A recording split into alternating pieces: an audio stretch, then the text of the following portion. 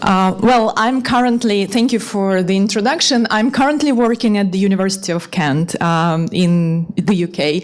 I'm on leave from the Kyiv School of Economics. And this is a joint work with Tamara, Sliusarenko and Solomiya Shpak.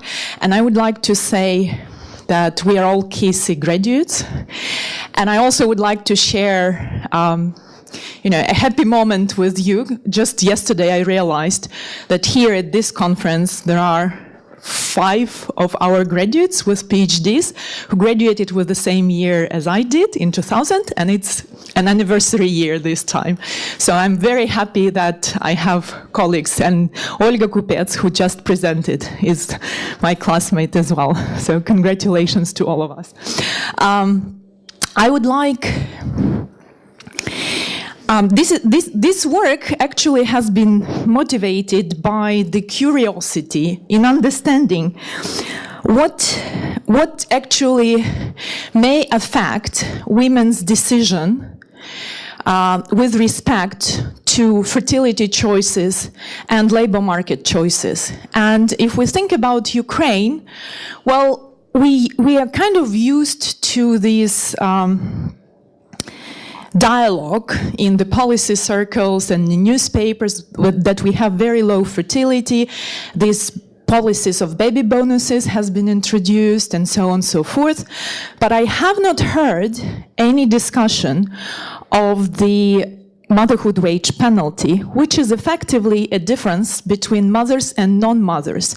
And in the world, in the previous literature, it has been found that this motherhood wage penalty constitutes a very significant part of the overall gender pay gap in many countries. The motherhood wage penalty the mechanism through which it can work can go through various ways. First of all, it could be decrease in hours devoted of work, but also loss of human capital, less education, more interruptions in the job market, and therefore less experience and shorter tenure. It could be also compromised mobility, because women having very young children are not willing to go far away from their home to get better paying jobs, but also those who have a bit older children, school-age children, may be restricted to the choice where they work because of children's educational and extracurricular opportunities. There is also an argument of lower productivity, or so-called effort allocation, Becker's effort allocation theory, which says that basically because women are engaged in very effort-intensive tasks at home while taking care of children, they exert less effort on the job for the same number of hours of work. And also there could be changes in preferences. Women could seek for more flexible jobs, which would usually come at the expense of lower wages. So previous literature on the motherhood wage penalty is vast. It's very extensive. It has been studied in different countries around the world, mostly in developed countries.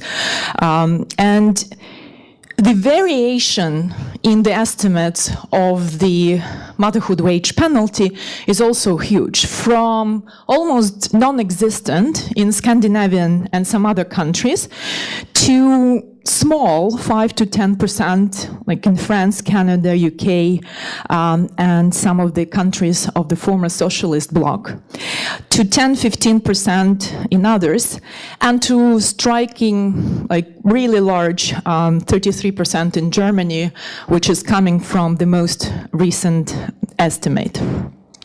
This table, it's truly a selection of papers which exist in this literature, just to show the kind of data that's being used and the methods and this variation that I just talked about.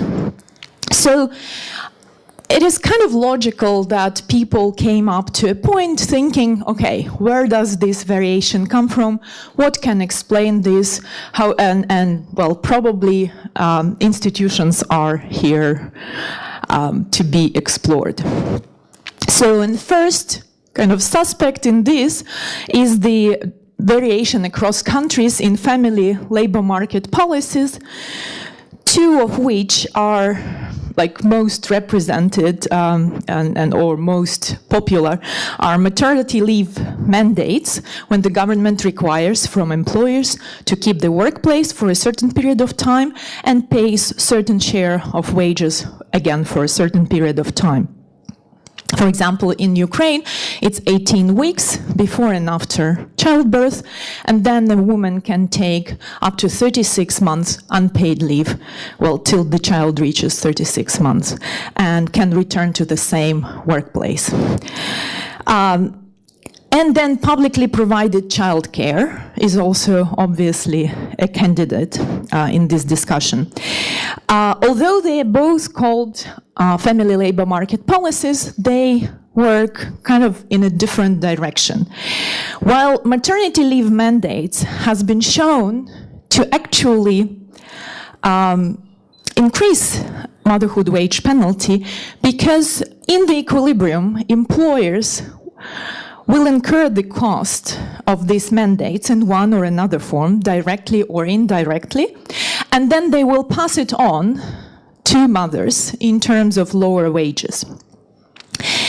On the other hand, publicly provided childcare, because it's financed through the general taxation, so it's not connected directly to any particular woman, and it both directly increases the, like take-home pay for a woman if it's cheaper, and also it decreases the, if it's high quality, good quality, the woman doesn't worry about that. It decreases the opportunity cost of employment, so the woman can seek for better opportunities. But the most recently, and this was kind of in line with, so when people looked at this, yes, Scandinavian countries have generous policies, so we have almost no motherhood wage penalty there, but countries like Germany, well, they have publicly provided childcare, but it's not so good at the early ages. It's better starting from age 3. So maybe, yes, that explains the variation in motherhood wage penalty.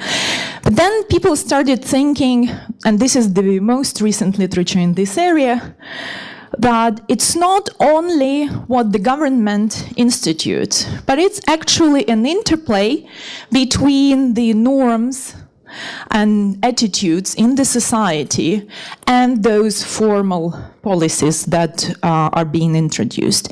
And they thought about cultural norms. And two most related are the attitudes towards maternal employment. Basically, question is asked, do you approve if a woman with a young child is working? And then this male breadwinner, female caregiver role. And so what this literature finds is that actually in the countries where these attitudes are towards maternal employment are positive, and the society is further away from this male breadwinner, female caregiver role, then the family labor market policies, both of them, work towards decrease in the motherhood wage penalty. But when it's combined with the negative attitude and more traditional roles being accepted in the society, then actually the family labor policies act in the opposite direction almost from what they were there designed for. Okay? So in this paper, we wanted to look at Ukraine and for several reasons. And I put these reasons into two broad categories. One, kind of academic reasons, and I think that Ukraine represents a very interesting case which is fitting in this literature on the interplay of cultural norms and family leave policies. So on the one hand, Ukraine has a generous maternity leave policies. I mentioned to you the example of what it is, but in fact you can actually take even 6 years unpaid leave if the doctor says that your child is not fit for the child care, and then you would still have to return. Imagine how much cost that would impose on the employer for 6 years to keep this job and, you know, have temporary workers there, search, turnout, and so on. It has also inherited an extensive network of public childcare facilities. I don't want to engage in arguing about those at the moment. I will happily discuss this later on. But we do have this extensive network, and it's quite cheap. It's heavily subsidized. If you look at the amount the average household pays for the childcare, it's 1.2% of the household income. So it's very cheap. And actually, because in the Soviet Union, the maternity leave was quite short, they are also kind of dealt with young people. So we could kind of tell that, yeah, we have some, we can kind of classify Ukraine and apply the results from other countries, saying that we have these policies, and we have negative attitude towards maternal employment, which are more negative than in Germany, for example. So we can kind of expect a high motherhood wage penalty in Ukraine. But there are two caveats, two reasons why I think this paper is interesting academically and which is not available in the previous literature in developed countries, is the following. So de facto, Ukraine has developed a quite liberal labor market environment in terms of hiring and firing, and this is not, you know,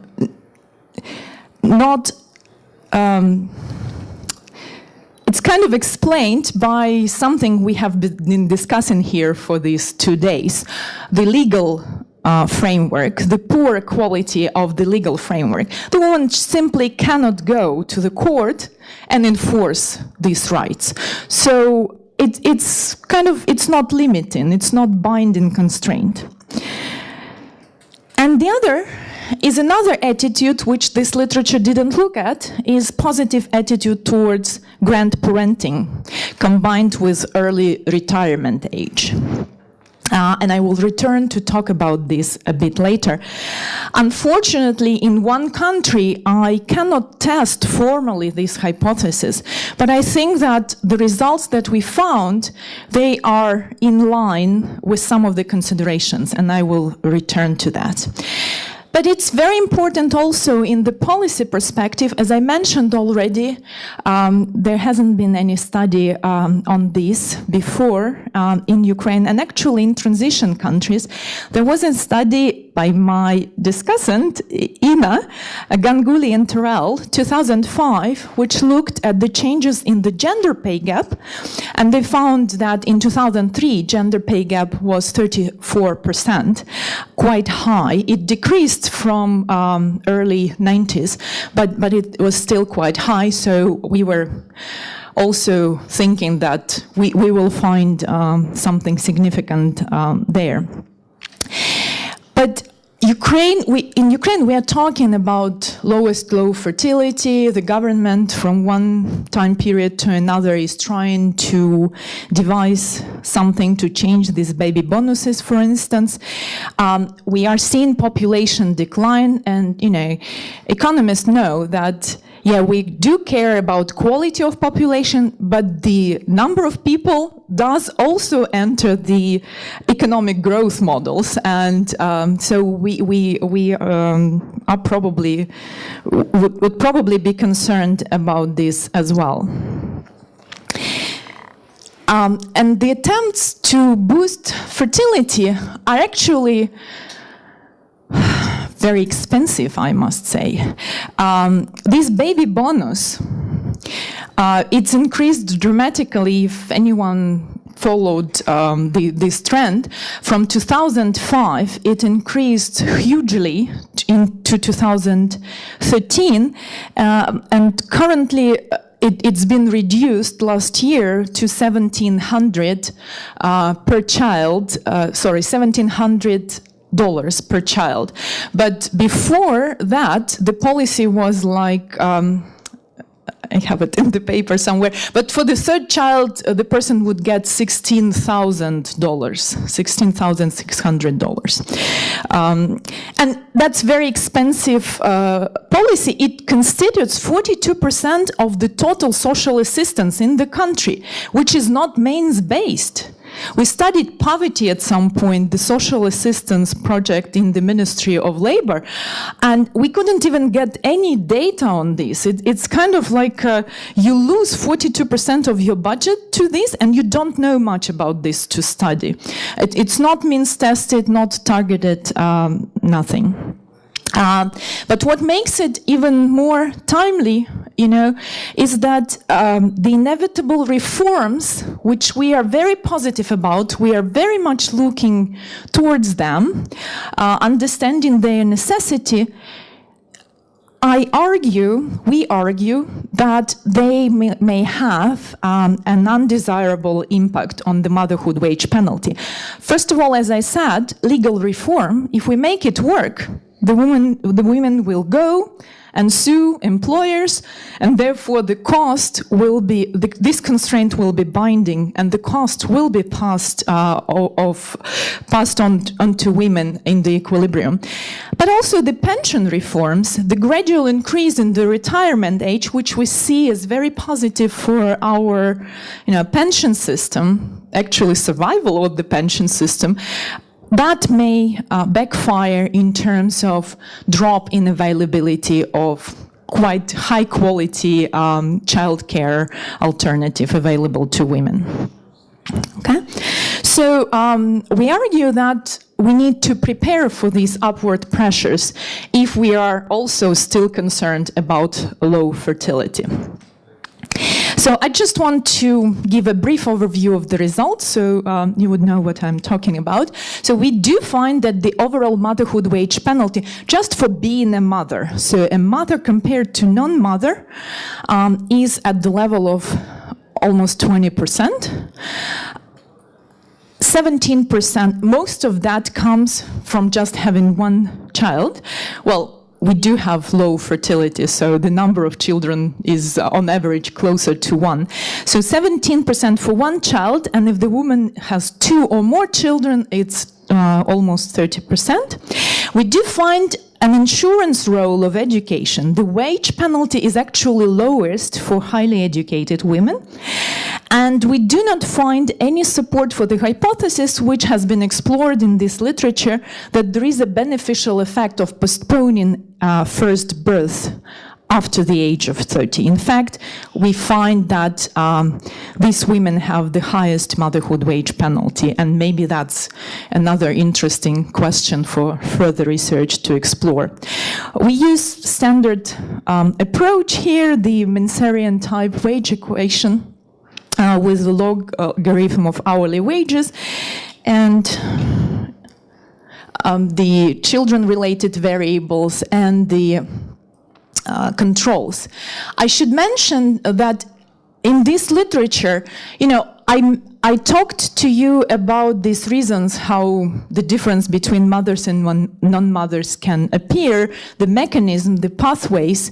But actually, what we are doing here and what people in this literature have been doing, they are estimating the kind of effect of children on women's wages, netting out the effect of any human capital related characteristics. So, in fact, the overall effect would be much larger. What we are taking, like for women who had the same labor market interruptions, who have the same education, what is the difference between mothers and non-mothers?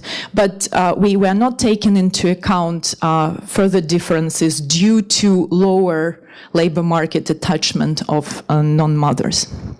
Okay, we control for personal characteristics, and also in one specification, we control for job-related characteristics. We do want to know, and there is some evidence that different types of firms and this part-time employment status also has an effect. And actually, this is about part-time employment status. This is kind of testing this hypothesis that women seek for more flexible job. Okay? We try to address individual and observed heterogeneity using the fixed effects and the knowing that this decision, having children or working, is related to going in and out of the labor force. We address the selection into the labor force using Heckman model.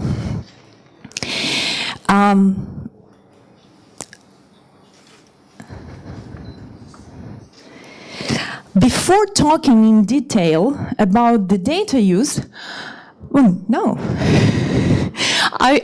anyway, let me take 1 minute actually to say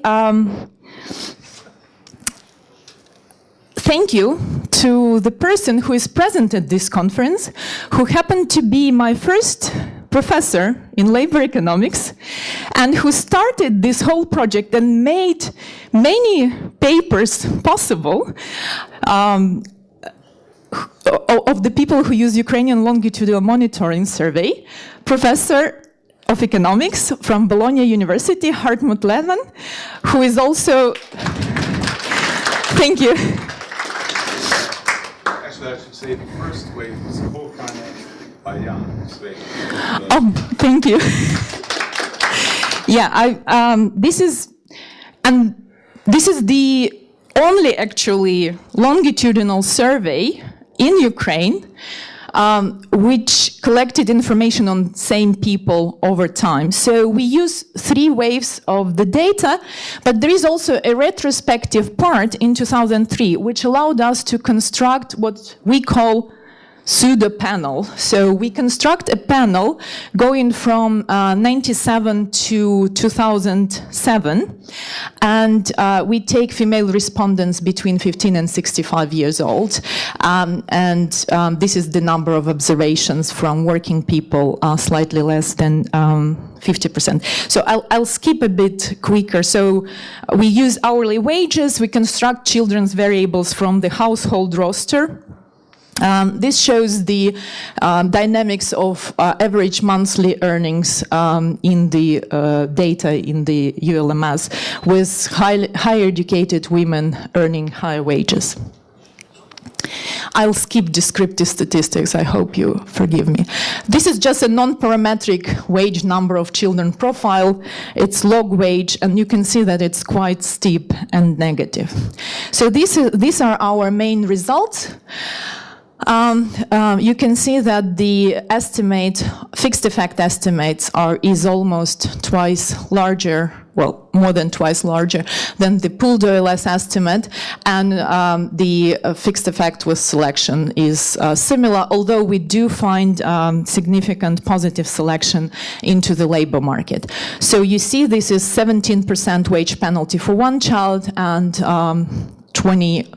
30% and 28% in a different specification where we control for firm characteristics. We only find that the type of ownership, so if the firm is state, public, or collective firm, women earn 12% less salary there, hourly wage there. So this is a different measures of number of children. I just wanted to draw your attention to this column. So this is the overall motherhood wage penalty, if ever a mother, 19% penalty. And this one we disaggregated by the number of children in young age category and those in the school age. And you can see that the motherhood wage penalty for one child of school age is twice larger than that for younger ages. This is the results for by educational group.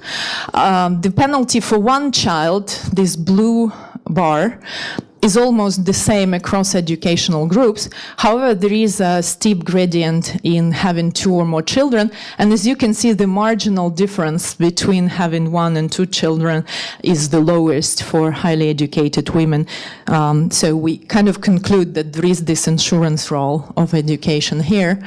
Here we tried timing of first birth. So if you look at this overall first column, there is almost no difference up to the age 30. It's quite similar, but then it twice as much after the age of 30. And if you look at this last column, last row across columns, so these are different educational attainment from lowest to highest. So we do find that in the highest educational attainment group, the motherhood wage penalty is lowest. So I won't repeat the conclusions. I just talked about the results, but let me kind of give you a bit of a comparison. So if I take the motherhood wage penalty at 20% and apply it to average monthly wage of 3,000 in December 2014, it's very crude, calculation exercise, but that would mean approximately 600 hryvnias per month of motherhood wage penalty. Current baby bonus is 41,000 hryvnias, which is a lump sum of 10,000 hryvnias plus 860 per month for 3 years. So I apply 2% monthly inflation to that, and this comes up to 32,000 hryvnias. If we calculate how this monthly motherhood wage penalty translate over the course of 18 years, because there is some literature that shows that after children grow up, this difference dissipates. So I calculate only over the course of 18 years. It sums up to more than 130,000 hryvnias. So as I said, it's very crude. I did not put, obviously didn't have here wage decrease due to loss of human capital, education and experience. And also I assume that pay raises are kind of compensating for inflation. Are you using a discount rate? Sorry? Are you discounting the future? No, I said it's very crude, just I'll refine my calculations. That was a very back of the envelope calculation. So 19% motherhood wage penalty is kind of too high as for a country with generous maternity leave policies and existing publicly subsidized childcare like in Scandinavian countries. But it is too low as for a country which combines these generous policies with the cultural norms of being critical of maternal employment. And possible explanations, I mentioned that employers do not bear the full cost of maternity leave provision, and maybe publicly provided childcare is not as effective in Scandinavian countries. There is some evidence that it's of lower quality, students per teacher ratio is very high, and also the actual number of students exceed the number of places in the facility. And also that we have cultural norms which support grandparenting combined with the early retirement age. So as I said, the ongoing reforms or inevitable reforms will create this upward pressure on the motherhood wage penalty, and so we should prepare for that. And possible countermeasures which we suggest is to plan for investment in improvement of quality and availability of public childcare facilities, and maybe something which is a bit easier and cheaper to do, create some attractive business opportunities for private initiatives in this sector, which is currently very highly regulated. And also promote cultural norms supporting maternal employment. Thank you. Right. Thank you very much. And we'll have Ina Ganguli provide the comments. Okay, thank you very much. Thank you to the organizers for inviting me. It's great to be back in Ukraine. And thank you to Olena for giving a very clear, articulate presentation, a very compelling paper, and I'm happy to have a chance to comment on it. So I'm Ina Ganguli. I'm at the University of Massachusetts Amherst. I was at site, so you might notice I've moved from a place that had a motherhood wage penalty of about 0 to a country where I think it's about 20%. So I don't know if the right decision. So I think Olena did a great, very clear presentation of the analysis, but I'm going to quickly do a little summary. So, as she explained, the motherhood wage penalty is basically this, evidence that mothers earn less than non-mothers, but even when you control for observable differences that we can measure. So, for example, human capital differences, work experience, work hours. And Olena went through the explanations for the gap. So she didn't talk a lot about, I guess, that it could be discrimination by employers, that they could, just be offering mothers less because they think there'll be some productivity differences. Also, lower human capital through career interruptions, and so there's a lot of focus in the presentation, the paper on maternity leave and childcare as ways to can actually work in both ways. So Olena talked about how it could be actually a way for, a path for lower wages for mothers, but it also could allow women to stay in good job, matches. And then a big deal in this literature is that there are unobserved differences, perhaps, between mothers and non-mothers, and then it might be that mothers put in, for example, less effort at work. Okay, so studying this question, so as Olena mentioned, there's been a lot of work on this topic, but it's really hard empirically to even just measure this, because obviously if you want to control for all these observable differences, you need very rich data, and then a big issue is selection. That basically there might be some unobserved differences between mothers and non-mothers, and so this could affect the gap. Okay, so quick summary. So the research question is really they're trying to document what's the motherhood wage penalty in Ukraine, and the empirical strategy is again, so Olena mentioned they're drawing on the ULMS, which is this really amazing data source that I've had the opportunity to work with. So again, thank you to Hartmut, Jan, Olga as well, who's very involved in this. And so it's extremely rich data, and what they do is they exploit the panel nature of this data from 1997 to 2007, and there's a retrospective component. So in 2003, they're able to go back and see what women were earning in 1997 and years following. They address the selection issue using Heckman correction, which has been pretty standard in the literature. And what's really nice about their paper, as opposed to some other ones, is that because you have the panel, they can actually estimate these fixed effects models. So you can observe pretty much the same woman, when she's a mother and before when she's a non-mother. Okay, so key findings, just quickly mentioned. So the motherhood wage penalty, this is any kids, this is about 19% as they measure in Ukraine. One child 17%, two or more 29. It's interesting then that they try to dig deeper a little bit into heterogeneity here. They find that there's a smaller penalty for the more highly educated. So as you increase human capital, 16% for college grads, and also a larger penalty if they had a first child after 30. So those were some of the findings. Okay, and so I think she started out the presentation really, talking about this recent work, and these are actually my colleagues at UMass Amherst, these authors, Buding, Misra, and Bookman.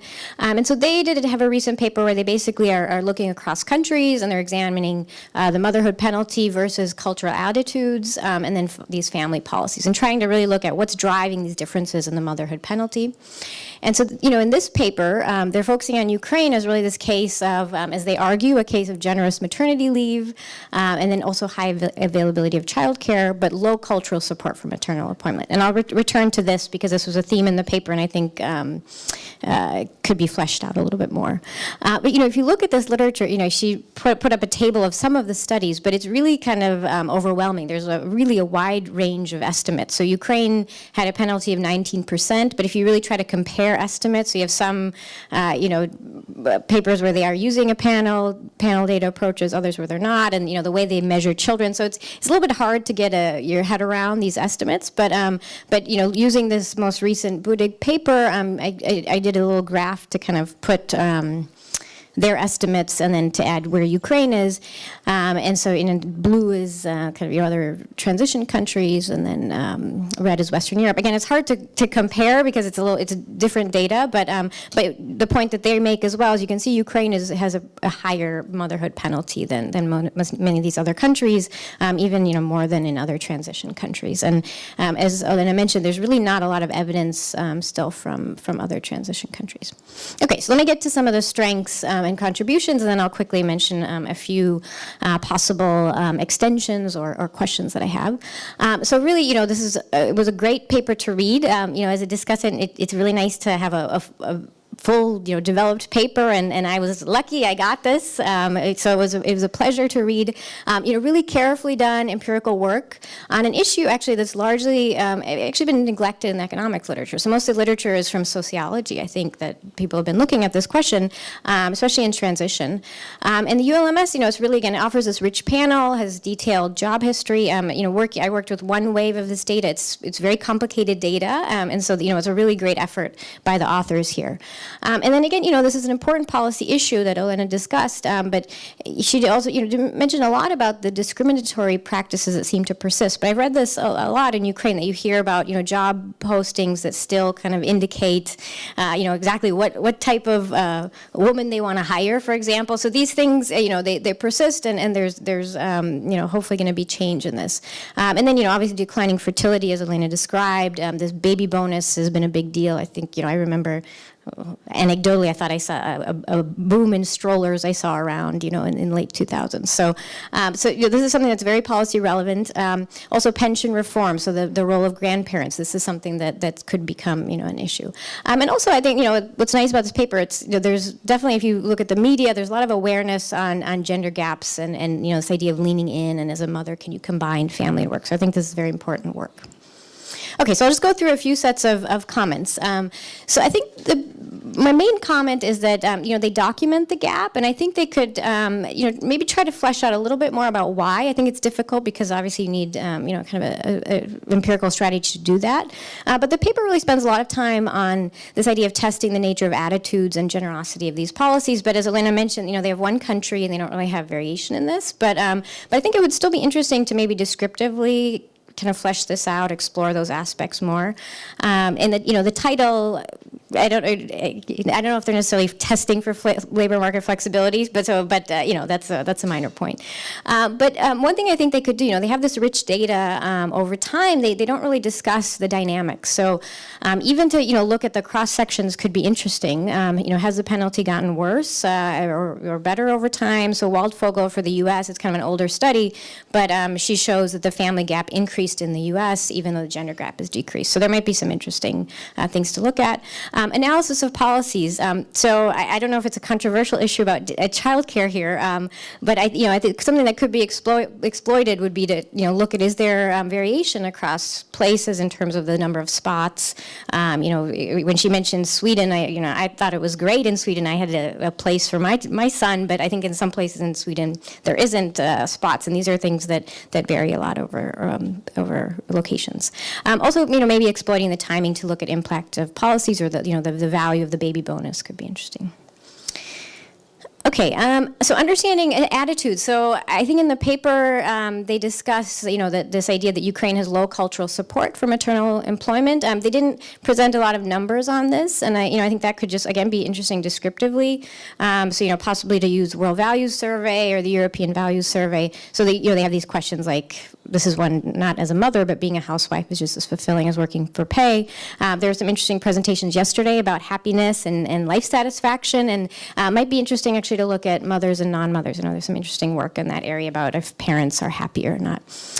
So I just did a quick look at the European Values Survey. I don't know these data, so please, take it with a grain of salt. And I just chose a few countries because I couldn't easily analyze it. But this is this question: a preschool child is likely to suffer if his or her mother works. And what seemed interesting, again, I just did a quick look, but if you look at some of the transition countries, here's Ukraine. Really a large share of respondents are agreeing strongly or just agreeing, whereas you look at Western Europe and it's a much smaller share. So there's something kind of interesting that I don't know has been really explored in the transition countries, what's behind this. Okay, a few data issues. Hopefully I'm doing okay on time. So again, I know the ULMS, from the first wave, and I know it's a tricky data set, and they do a good job in the paper of describing what they do. One thing I was a little concerned and just wondering what the impact would be is this idea that there's attrition over time in the panel. So I think they start with about 4,000 women in 2003, but then it looks like by 2007, maybe in their sample, they're only 1,400. So the question is, who's dropped out? Can you compare to some official statistics on the number of children?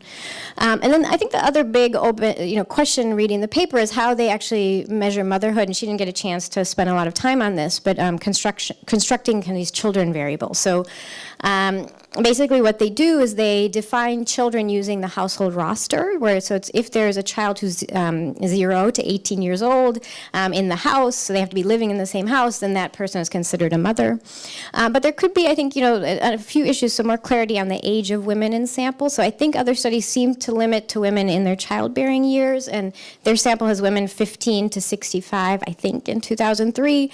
And so I was just trying to think through, so if you're a 65-year-old in 2003, there were 59 in 1997, so no children during this time. So I wasn't sure if you should include these people or not, so something to think about. Also, if a woman goes from, has a child who's 18 and then turns 19 in the next year, do they go from mothers to non-mothers? So these kind of things. I'm not sure if that's the case in the data, but there are questions. And then also, I think this is a small number of cases where you have maybe women who are working in maybe a different city, but grandparents are taking care of young children. I know a few people like that in Ukraine, and so I don't know if that's something that you can look at. And then in later waves, maybe it's possible to use more information about if a woman ever had a child, and using women who lost children as a comparison group, perhaps. Okay, a few other things. I think a couple more sets of comments. So one issue in the data, obviously, is about contractual salary is the wage. So what exactly is that at the main job? For example, talking with people, some people work several jobs. So if more non-mothers are likely to work more jobs, is the penalty actually higher? And then, okay, so she has this interesting result about education and timing of birth, but I think, they could do some things maybe to test about the significance of these differences.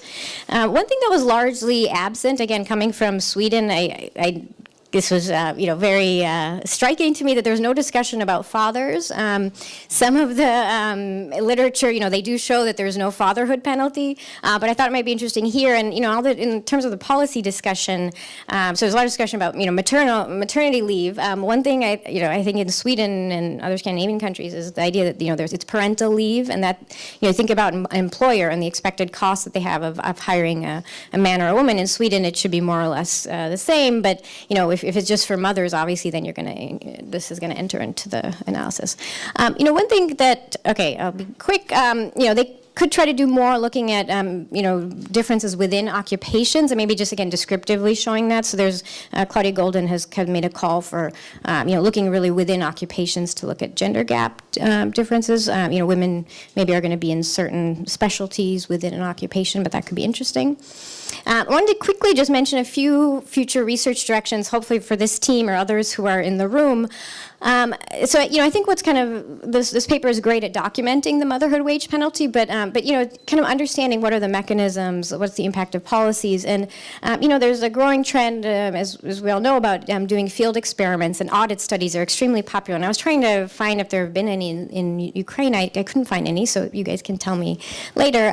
But I think this paper it's a sociologist again, but this idea of these audit studies to really try to show, can you measure the amount of discrimination? And so what they did is they had participants evaluate application materials for equally qualified job candidates, same gender, and they just differed on parental status. And so the way they did that is one was an officer in a elementary school parent-teacher association, the other one in a college alumni association. And this is a very clean test where they then they did both in lab and in the field, but they find that women, who are the mothers, were penalized for perceived competence and recommended starting salary. So you can really see that, this is when these things, kind of start to emerge, and they're very compelling. Another thing, at this moment when in Ukraine it's a time of reform and the government's going to, introduce some changes, it could be a nice time if there's willingness to try to, do some experimental work to assess whether, nudges can affect affect these attitudes, as we saw that there's this big,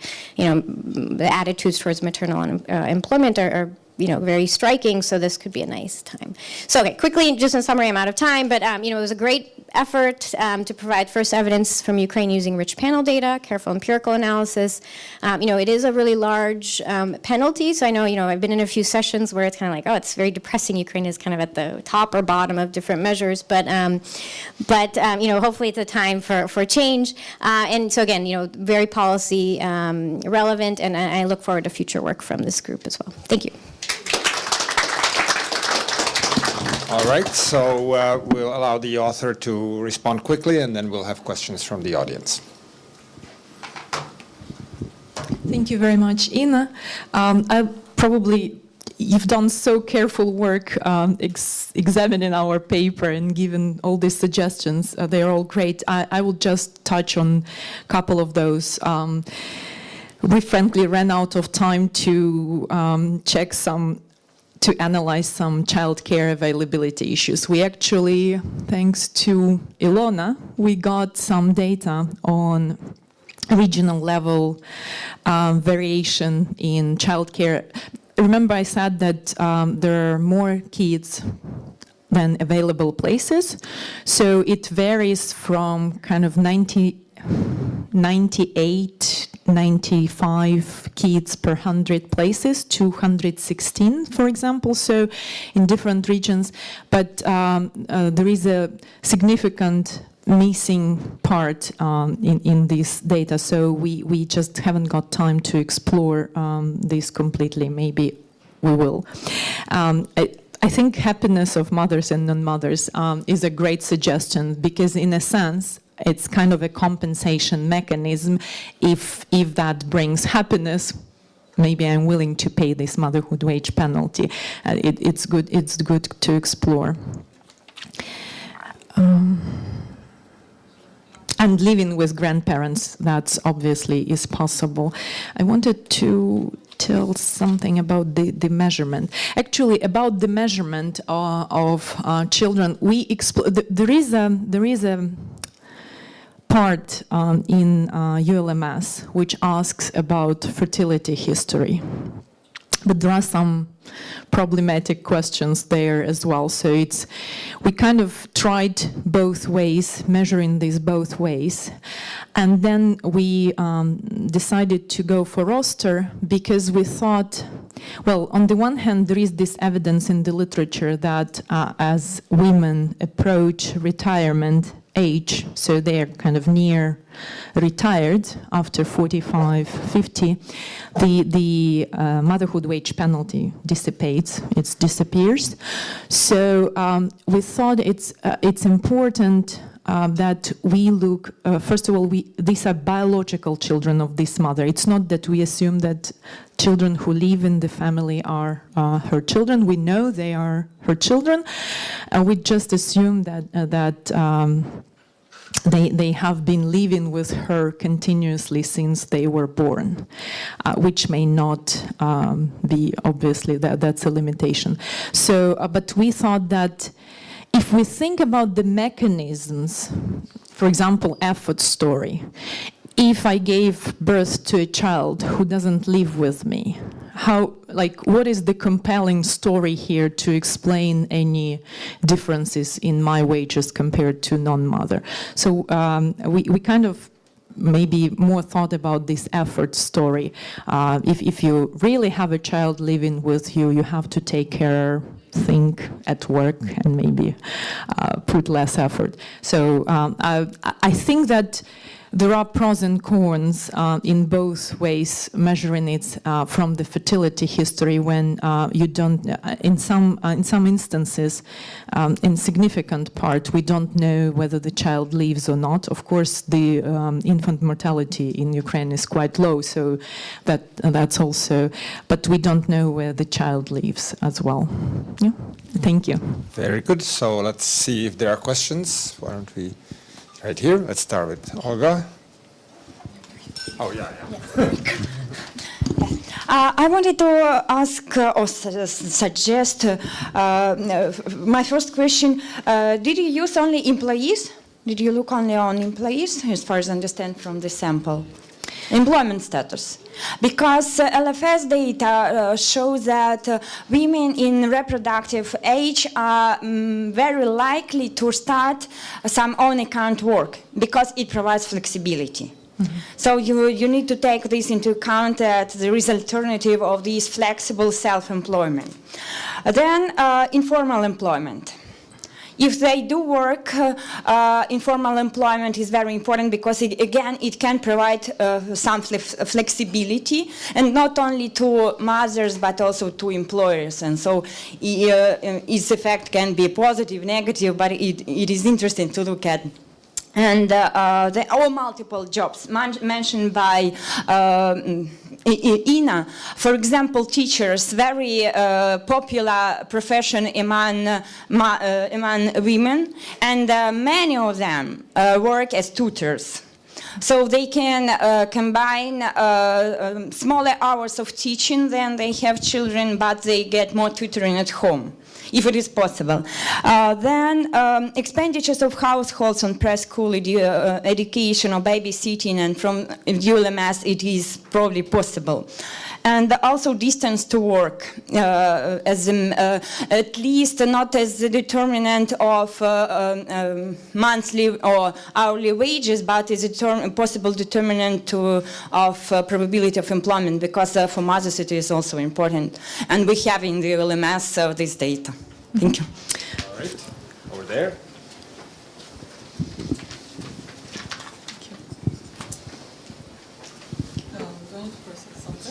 It's on, yeah. So my question is very simple. I was wondering why attitudes toward working women are so bad, and this seems a bit counterintuitive, especially given what happened during the Soviet Union when everyone had to work. And so, actually, in LITS 2015, if you want to look at that within Ukraine, we're going to have several questions about gender attitudes. So that might be useful. But it's just a very interesting question. How come these attitudes are so negative?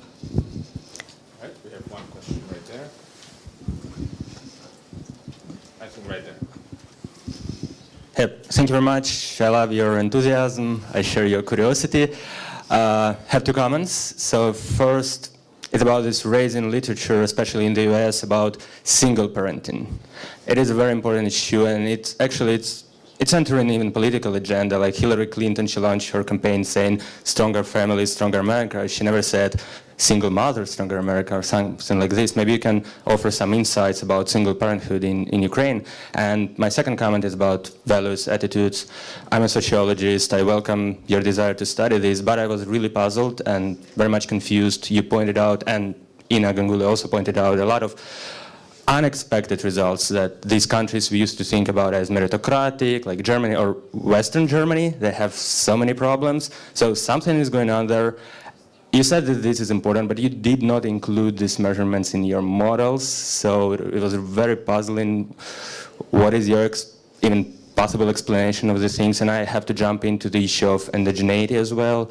There is this very big theory of Ronald Inglehart, who stated that, once countries enter the stage of modernization, values of people, they change. So you have this issue that on the one hand, market influences values, on the other hand, values influence markets, etc. And I think it is very hard to address these issues, but they should be addressed somehow. So maybe you can elaborate. Thank you.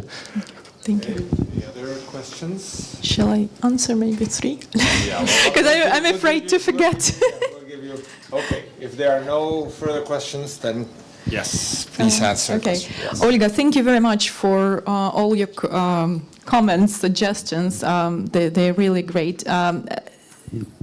We haven't explored the part on expenditure at all. We haven't looked at this, and it's interesting.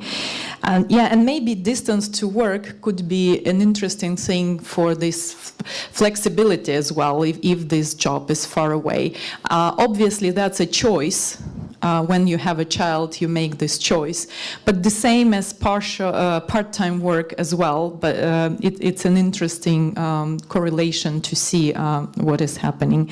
And actually, we wanted also to exploit didn't get time, but to check whether the woman changed jobs, changed employers after, like immediately or within a year after the childbirth, which would also indicate this kind of search for more flexible conditions. We didn't look at the multiple jobs. We just got the main job, and if I remember correctly, I think it's everything. It's the question is.